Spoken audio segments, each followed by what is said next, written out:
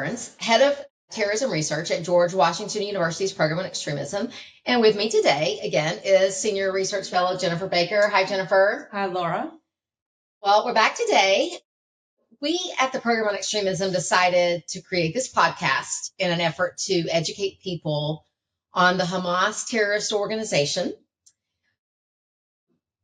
We've talked about on October 7th, 2023, Hamas invaded the country of Israel and killed 1,200 people and took about 140 more people hostage. When we left off on the last episode, we were exploring how Hamas began its brutal suicide bombing campaigns in an effort to derail the Oslo Accords.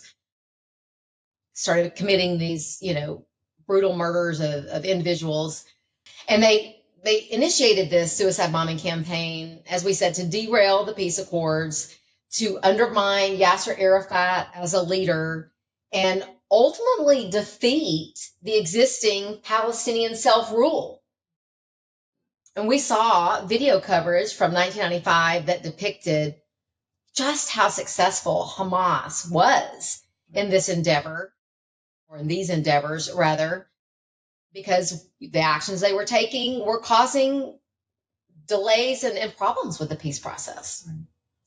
Laura, can we talk about a man who was heavily responsible for the bombings Hamas began to use in 1994 and 1995? Yes, very good idea. Let's talk about him. His name was Yahya Ayyash. There's several different spellings of that, so you may see it one way or the other, but it's pronounced Yahya Ayyash. He was a young man from a village outside of the Nablus area, village of Rafat, that's in the West Bank. So if you look at it on the map, you can see where the West Bank is. And then Nablus is a city that we've spoken about before, and we'll talk about it again.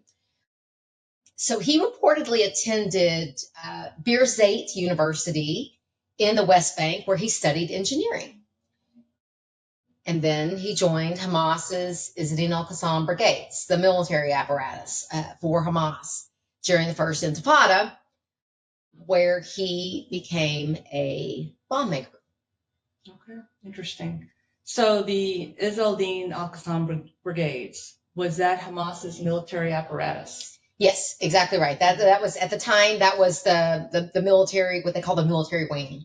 So Ayyash became famous for his bomb-making skills despite a shortage of supplies, right? He had to figure out how to make these bombs with materials that were available in the West Bank and Gaza, household materials, fertilizer, things like that. And he did, in fact, learn how to construct those bombs and ended up making some extremely powerful bombs and then also passing on his knowledge. Oh, and of note, he reportedly made bombs not just for Hamas, but also the terrorist organization Palestinian Islamic Jihad, who, on October 7th worked with Hamas on the terror attack, but historically have worked with Hamas over decades in attacks against Israel. Okay, thank you for explaining that. So the bombings that we've discussed in 1994 and 95, the ones that we saw in the last couple episodes, they were mostly attributed to him. And he was praised for the killings of Jews by members of these terror organizations. Yes, he was. He was considered by Hamas and its members and supporters to be a hero. While he was building bombs, Ayyash, and planning murder, the Islamic Association for Palestine, the IAP here in the United States, continued to report Hamas's news. You'll see that here in a fax on January 18th of 1995, the IAP reported that Israel had embarked upon a massive manhunt to capture Ayyash. And it said Ayyash, quote, who is considered to be the coordinator of suicide operations and the mastermind of the explosion of the booby-trapped vehicles, which activities from the Hamas movement carried out. So that was a fax to the HLF's chairman of the board, Mohammed El-Mazain. Yes. And then in another fax to Mohammed El-Mazain from February of 1995, the IAP reported the Israeli government had arrested the person they believed taught Yahya Ayyash how to make the explosives. The teacher was identified as Sabri Makhdi, who worked at a mosque in a village near Nablus, which is, we said he was from a village outside Nablus, Ayyash. The Israeli government reportedly pursued Ayyash, but during 1995, he managed to evade capture. In April of 95, there was speculation that Ayyash had been killed after he fled to Gaza to avoid being captured. This Jerusalem Post article is very interesting. Yes, this Jerusalem Post news article reported an explosion at a bomb factory in a residential area of Gaza where Ayyash was thought to have been hiding and where 6 people were killed. However, Ayyash was not among those killed in the explosion. And the article reports that, quote, the presence of the factory had embarrassed the Palestinian Authority, which claimed there had been no evidence that bombs used in suicide missions originated in Gaza, but it also embarrassed Hamas, which sought to deny that there was any bomb factory that they placed inside a residential neighborhood. That is very interesting that Hamas would put a bomb factory in a residential area where innocent people, they could be harmed. Yes, and I think that was one of the first times we probably heard about that. But even today, you hear a lot about Hamas hiding beneath its civilian population. So news articles from this time period in the Jerusalem Post also reported on actions that Yasser Arafat was taking against the Islamic extremists, including those of the Palestinian Islamic Jihad. It says, what happened today never happened in the past. A Palestinian was judged in a Palestinian court for making attacks against Israel, said a Fatah leader. During this time period of April 1995, an American was killed. And how did the U.S. react to Hamas killing a U.S. citizen? Well, the United States responded and worked with the government of Israel and the Palestinian Authority to investigate. We have sent an FBI team to Gaza to investigate the crime, the murder of an American citizen. These people from the FBI will work alongside Israeli and Palestinian authorities. The justification for this and the rationale, of course, is that there is a statute on the books, a so-called long-arm statute, since 1986 that allows the United States, and indeed asks the United States to investigate crimes against American citizens and allows us to prosecute people in the United States courts. Everyone was on the same team trying to combat these extremist groups. Scenes from the August 1995 bus bombing in Jerusalem continue to demonstrate the deadly impact of Yahya Ayyash's bomb-making skills.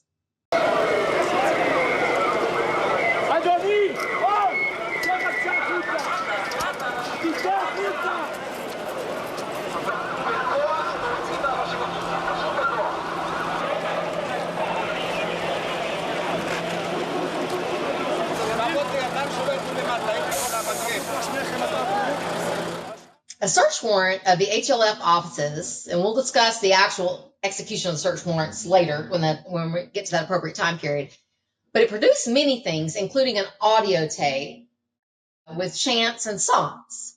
One of those audio tapes contained a song praising Ayyash, and one verse said, quote, Ayyash, maker of bombs and explosives, and the inventor of the hope stage, realizes that he is the number one target of his enemy. And then it went on to say that Ayyash knew that his day will come. However, he hopes that after his death, he would leave 1,000 engineers and 1,000 Ayyashes. The audio tape referred to Ayyash as the genius who made Zionist experts in explosives stand incapable of disarming his miracle car bomb that was delivered in Tel Aviv. A miracle car bomb. The tape went on to say Ayyash deals death at them and refers to the attacks we have seen in Afula and on Dizengoff Street in Tel Aviv and in Beit Lid, those we've talked about. This tape also gives credit to Ayyash for killing over 100 Jews. Wow, he really was a threat, wasn't he? Yes, he was. But there were extremists on both sides who posed a threat to people and to peace. On November 6, 1995, a Jewish right-wing extremist assassinated Israeli Prime Minister Yitzhak Rabin after a peace rally. He was the representative for Israel who signed the Oslo Accords. Is that right? Yes, that is right. He was. He was a huge proponent of peace and a two-state solution between Israel and the Palestinian Authority. And this act served as another violent blow to that process. But Israel continued its pursuit of Yahya Ayyash, the engineer. Well, did they catch him, Laura? Not exactly. On January 5th, 1996, Ayyash attempted to use his cell phone while hiding in Gaza, but the cell phone exploded, killing him instantly. Reports indicate that the Israeli Shin Bet was responsible for the assassination. What happened as a result of his death? Well, he was revered by Hamas and Palestinian Islamic Jihad and other violent factions in the Palestinian territories. So his death resulted in his martyrdom. Thousands of people came out in droves to worship him at his funeral.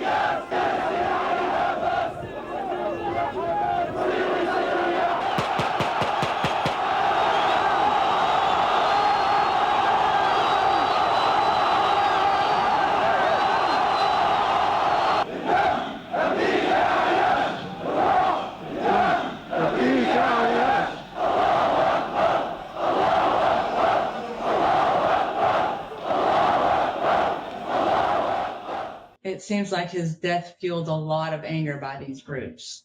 Yes, it did. Let's look at another footage from the Associated Press from the day of the funeral. Look at this.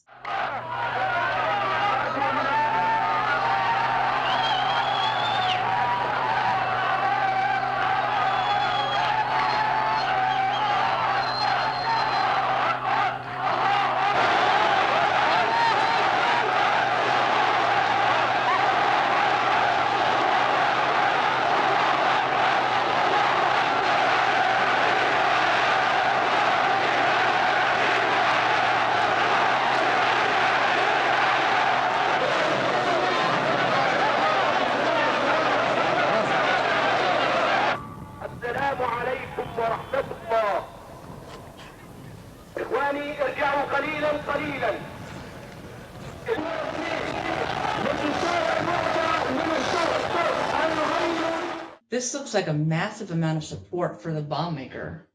Wow. Yes, and on that audio tape from the HLF we were talking about just a few minutes ago, the speaker discusses Ayyash's martyrdom, and he is praised as a hero. The speaker said, "Look at all of Palestine holding up your coffin," talking about Ayyash's coffin, and there we see it. The tape then says his mother rose from the crowd and said, "You are all Yahyas," to motivate them. So there seems to be quite a bit of support for Ayyash and Hamas in these clips. What did Yasser Arafat do in this, in his response of this assassination of Ayyash? Well, you can imagine he felt a lot of pressure based on what we've seen on the tapes, but he condemned the murder and sent condolences to Hamas.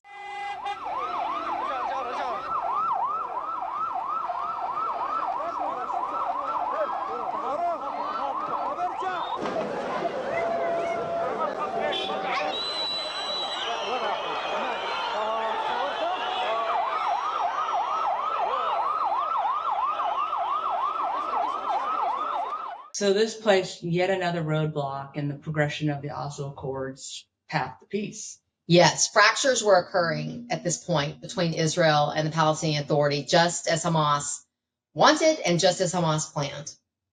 So Ayyash was considered a martyr and a hero for Hamas.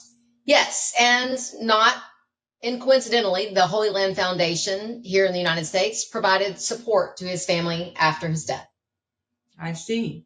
So it's just like they planned to support the martyrs' families to help Hamas win the hearts and minds of people and reward those Hamas members who acted in furtherance of their agenda.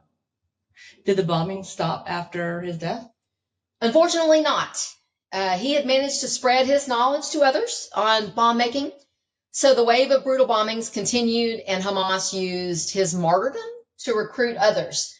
Like, look at this great hero. Don't you want to be revered just like he was? It's a great recruitment messaging. سلام وين بابا؟ عليكم عمي. عم بحمد. السلام عليكم. نعم كيف حالك يا حي الله اخوي؟ افتحت لي انا نفتح. والله؟ تل ابيب. معقول؟ الدنيا كايمة. بالله عليك؟ والله. بس خير تسا قطعوا الخبر وجيبوه. خير ان شاء الله. لكن معي واحد ان شاء الله. سلام. That was Mohammed Al-Mazain, the chairman of the board for the HLF, speaking with someone else. Yes. So that call was a little over a month after Yahya Ayyash's funeral on about February 25th, 1996. Do I have that right? That's right. What was being broadcasted on the news that had Mohammed Al-Mazain say, "It is good by God"? A bombing in Jerusalem that killed 25 people and injured many, many more. Let's take a look at some Associated Press archive footage. Be aware, again, some of this footage is graphic.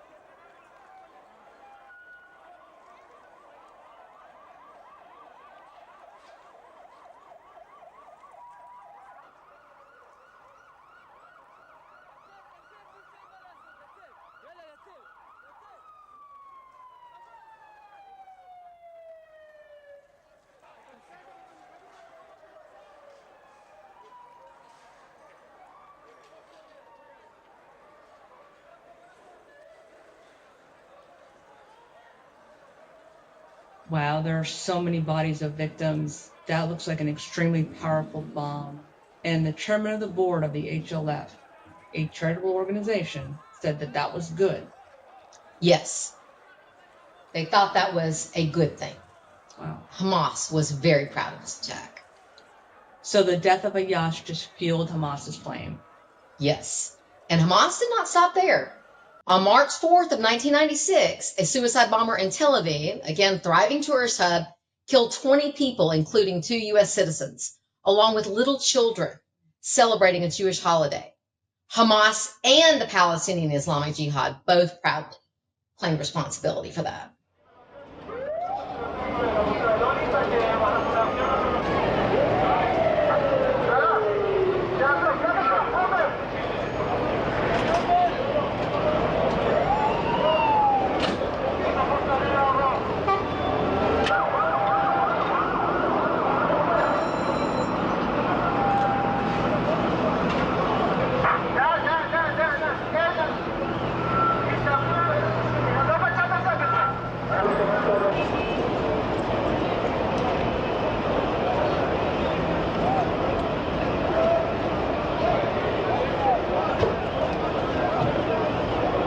The United States president at the time, Bill Clinton, made statements against the terror attacks. And he made statements about his commitment to peace in the region.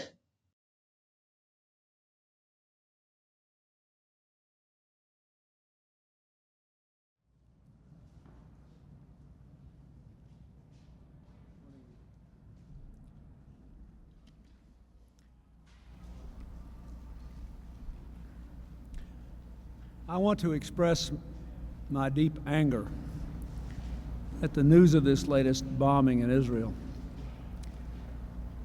and to reaffirm the determination of the United States to do all we can to work with our friends in the Middle East to stop the killing, to bring the killers to justice, and assure that terrorism does not triumph over peace in the Middle East. Once again, the enemies of peace have murdered completely innocent Israeli citizens, including children. in their hysterical, determined, fanatic attempt to kill all hope of peace between Israel and Palestinians and others in the Middle East. We must again state our determination that these forces of terror shall not triumph. Together with those who have worked so hard for lasting peace in the Middle East, the United States is committed to confronting this challenge and to prevailing over these forces of hate and violence. As we offer our prayers for the victims of the latest tragedy, we also reaffirm our commitment to the peace. As I said earlier this morning, and I would like to repeat again, it is ironic that I am here in this community where I was slated to come last November, but had to put it off to go to Israel for Prime Minister Rabin's funeral. The forces which led to his killing, as much as they claim to hate, the forces that have been behind these latest rounds of bombing of innocent Israeli citizens have one thing in common. They live for division. They live for the continuation of the violence and the hatred in the Middle East. They are even willing, as we see today, to kill themselves, members of their own groups, just to keep people living on hatred and division. We must not give in to that. I just can't imagine what it must have been like for people just going about their day, shopping, and then getting blown up and killed by bombers. And that was happening pretty frequently then? Yes. I mean, it was happening very frequently in all of these, civilian areas. And this is what Shukri Abu Bakr and Mohammed al-Mazain of the Holy Land Foundation had to say about it. Look at this. Shukri said, "So you must be hearing the news." And al-Mazain said, "Ah, yes. This is God's destiny and it must happen." Then Shukri Abu Bakr fretted over the fear that the Israeli government would close the Holy Land Foundation's office in Jerusalem. Why? Because he knew that the Israeli government would probably understand that they were connected. So they were feeling the pressure as a side effect from all this violence and death. Yes, and the U.S. government was considering additional legislation to prohibit the funding of Hamas. And the HLF leaders were very closely watching this legislation. When they were talking, Shukri Abu Bakr said, "Do you have a version of the terrorism bill, the new one, the one which was modified?" And Ghassan al-Ashi said, "No, why?" And Shukri Abu Bakr says, "Well, it looks like they're going to pass it on Friday." They continue their discussion, and Shukri laments that the provision of charitable organizations is still there, and goes on to say, "They said the charitable organizations which are linked to terrorism," using that exact term, the ones which are linked to. Shukri Abu Bakr and Ghassan al-Ashi of the HLF worried that the proposed terrorism bill contained the provision about charitable organizations linked to terrorism. So what was the new provision that was passed? Well, it wasn't passed just yet. It was in the process. So they didn't pass right at this time. But remember that Hamas itself had already been designated as a specially designated terrorist, as had Marzouk in 1995. Well, at this time, Marzouk was still in federal custody, pending extradition proceedings that we talked about previously. So in 1996, he's still in custody. He had not been deported yet. And there have been media reportings linking the HLF and IAP to Hamas during that time. Is that correct? Yes, there had been. What was CARE doing at this point? Well, they were pushing ahead. They filed a report entitled 1996, The Status of Muslim Civil Rights in the United States, with an executive summary that was signed by Omar Ahmad. Remember, he was an IAP leader, a speaker at the Philadelphia meeting, and then a co-founder of CARE. He also stood in for Marzouk as a head of the U.S.-based Hamas infrastructure when Marzouk was away on business. So he wrote the foreword to this report. And the report discussed anti-Muslim harassment and violence that emerged after the Oklahoma City bombing by Timothy McVeigh, as you would expect an advocacy group to report on discrimination. Although McVeigh had nothing to do with Hamas or the HLF or IAP or Muslims in general, The report stated that Muslims had experienced discrimination and intolerance as a result of that event. The report also cited this as a reason for the need to expand programs and educate people on Islam. And education was a big theme for Omar Ahmad during the Philadelphia meeting. And that's where they talked about cleansing curriculum and putting Islamists in American universities. Yes, and the difference here is, what they wanted to do, according to the Philadelphia meeting, was teach the radicalized Islamist version in the schools, right? Different from teaching Islam or just bringing awareness to Islam. It was cleansing the curriculum and educating people on the Islamist way of thinking. And Omar Ahmad signed forward to that CARE report as the chairman of board of directors for CARE. So what were the general issues in this report?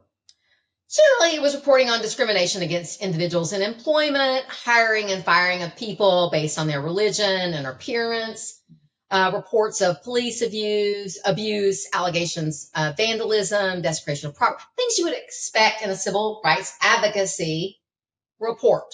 Did they mention Hamas leader Musa Abu Marzouk in that report? Yes. So in this report about discrimination, under the section called Incident Reports about Anti-Muslim Discrimination, under the specific section, Equal Protection Under the Law, the CARE report said his arrest and incarceration in New York, they quoted his attorney as saying that the case against Marzouk was merely political and not criminal. So interestingly, they also reported that the lawyers defending Sheikh Omar Abdul Rahman in his terrorism charges, that his trial was not free or fair. Okay. And that is the Omar Abdul Rahman that the Philadelphia meeting attendees, including HLF and IAP leaders, spoke about and said he did nothing wrong. Yes, that is the same person, charged and convicted of multiple terrorist crimes in the United States, including seditious conspiracy. So 1996 was shaping up to be as violent as 1995, or even more violent. Yes, there was definitely more to come from Hamas as they made progress in derailing the Oslo Peace Accords through their act of terrorism. I know we said that several U.S. citizens were killed in bombings in 1995 and 1996. I think there was a young man who was a U.S. citizen that was killed by Hamas as well. Yes, you are correct. And in fact, that's going to be the topic of our next episode. Great. Thank you. All right. Join us for our next episode, Murder at the Bus Stop. Hey, hey, hey, hey.